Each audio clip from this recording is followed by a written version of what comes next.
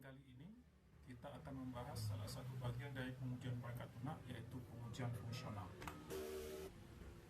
Apa itu pengujian fungsional? Pengujian fungsional adalah suatu pengujian perangkat lunak yang pengujiannya berdasarkan pada kebutuhan dan spesifikasi kebutuhan fungsional yang telah dilakukan pada tahap analisis kebutuhan sebelumnya. Nah, apa tujuan dari pengujian ini? Tujuan dari pengujian ini adalah untuk mengetahui apakah program yang telah dibuat oleh programmer telah berfungsi sesuai yang diharapkan pada kebutuhan fungsional yang telah dispesifikasikan sebelumnya. Nah, bagi Anda yang masih bingung tentang apa itu kebutuhan fungsional dan bagaimana contoh-contohnya, Anda bisa menyimak video yang telah kami berikan di spesifikasi atau deskripsi video ini. Pengujian fungsional dilakukan dengan menggunakan teknik yang namanya black box. Nah, teknik black box adalah suatu teknik untuk menguji perangkat lunak yang mana pengujian ini tidak concern atau fokus pada struktur internal atau kode program di dalam program tersebut, melainkan dia hanya fokus untuk memberikan inputan yang sesuai, kemudian memperhatikan outputnya bagaimana. Mengapa? Karena memang tujuan fungsional adalah untuk mengetahui outputnya sesuai atau tidak dengan apa yang telah dispesifikasikan pada kebutuhan. Nah, sebagai contoh, dalam tampilan ini, ya, seorang tester nanti akan memberikan inputan-inputan yang sesuai ataupun tidak sesuai dan akan memperhatikan bagaimana output yang akan diberikan oleh program tersebut.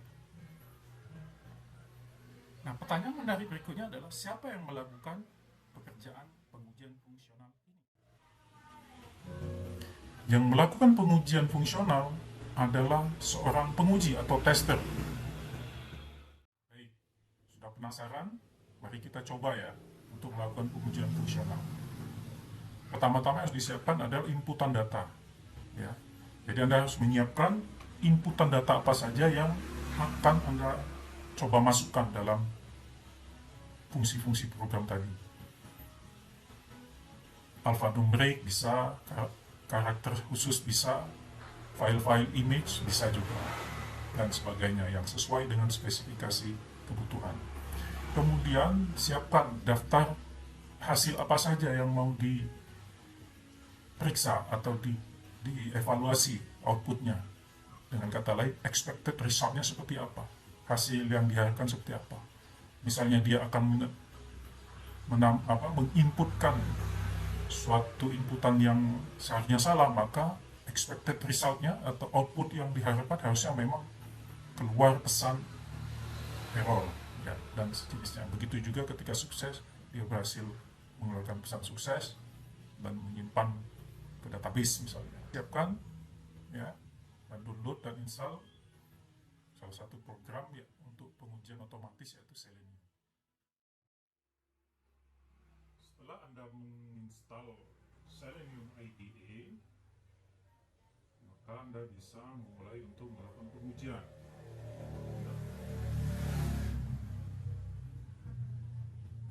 Setelah Anda buka Seleniumnya, maka Anda klik record a new test, kemudian masukkan nama proyek. Misalnya kita akan menguji fungsi login, kita beri nama projectnya login, klik OK, kemudian masukkan URL-nya. Nah, di sini kita menggunakan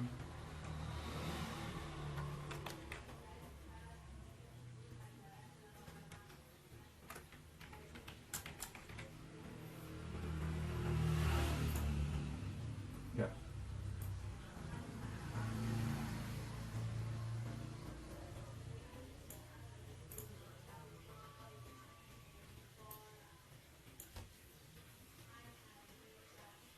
Nah, perhatikan di sini, Anda lihat di pojok kanan ada tanda berkedip-kedip yang menunjukkan bahwa Selenium sedang merekam aktivitas penggunaan kita di dalam aplikasi. Aktivitas ini akan merekam semua klik ya, inputan dan respon dari sistem yang kita lakukan selama menggunakan fungsi tersebut. Nah, pada kesempatan ini kita akan menguji fitur login ya, atau sign in. Kita klik sign in, kemudian misalnya di sini kita isi salah satu username ya, misalnya di sini ya, kemudian kita isi password misalnya 654321 dan kita klik masuk. Nah, ini adalah fungsi login yang menyatakan bahwa dengan username dan password tersebut bisa masuk. Nah, setelah kita rekam, artinya fungsi login sudah terekam semua di Selenium. Untuk itu kita bisa stop dulu. Kita beri nama, misalnya tes login. Ya.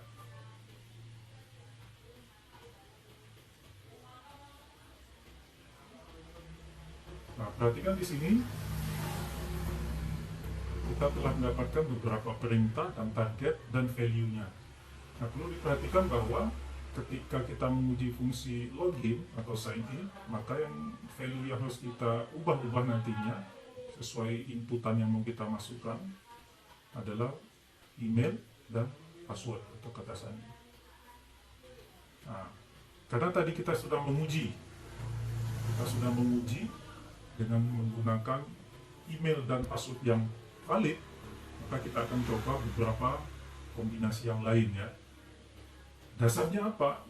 Inputan email tersebut, email dan password tersebut berdasarkan serangkaian inputan-inputan yang sudah kita siapkan, yang sudah saya sampaikan tadi di slide ya, bahwa Anda harus menyiapkan berbagai macam bentuk inputan yang Anda mau uji coba. Nah, misalnya kita coba, misalnya kata sandinya kita hapus ya, artinya kata sandinya atau password kosong. Mestinya kalau dites ini akan mengakibatkan gagal untuk login. Caranya bagaimana? Anda tinggal klik run current test. Nah, ya, secara otomatis dia akan memberi penjelasan bahwa password harus diisi. Misalnya kita kosongkan juga untuk email. Kita jalankan lagi. Ya, di sini menunjukkan email dan password juga harus diisi. Kemudian coba kita isi emailnya dengan sembarang, dengan format yang bukan email ya, yang format emailnya invalid, misalnya @com misalnya. Kemudian kata sandinya betul kita isi misalnya. Ini kita jalankan.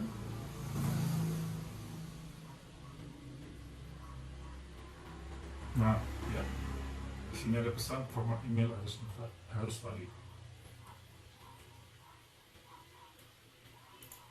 Kita coba misalnya emailnya tidak terdaftar.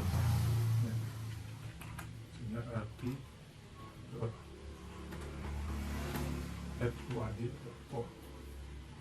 Kita jalankan lagi. Ya, email atau password tidak sesuai.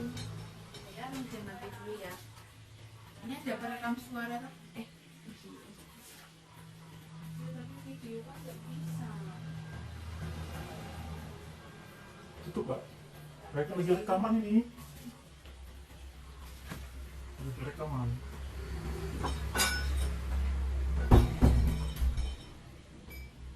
Nah, sekarang kita coba yang lain ya. Misalnya kita coba akun saya yang lain ya.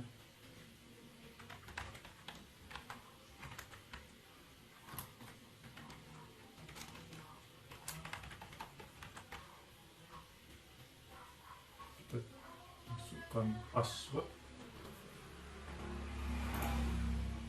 yang sama, kita coba.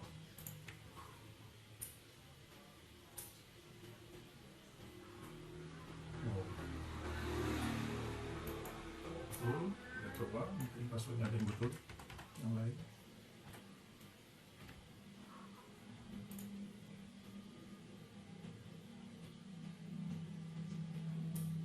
Nah, masuk.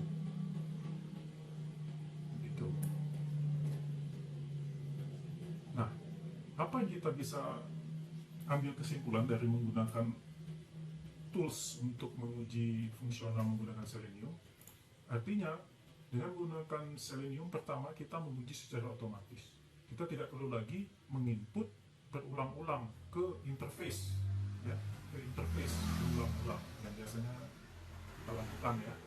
Kita cukup merekam satu flow fungsional, ya, seperti tadi, masukkan username, password,